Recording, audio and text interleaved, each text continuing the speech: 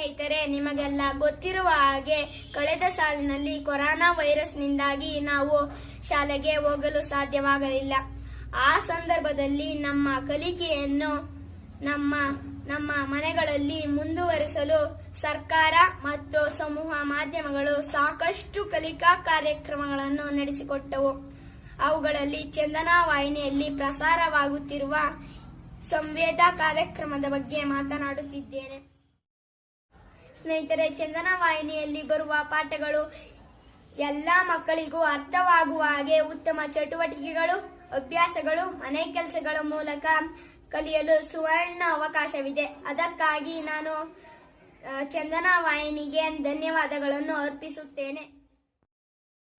ಈ ವರ್ಷ ಶಾಲೆಗಳು ಪ್ರಾರಂಭವಾಗುತ್ತವೋ ಇಲ್ಲವೋ ಗೊತ್ತಿಲ್ಲ, ಆದರೆ ಚಂದನ ವಾಹಿನಿಯಲ್ಲಿ ಸಂವೇದ ಕಾರ್ಯಕ್ರಮ ಪ್ರಸಾರವಾಗುತ್ತದೆ.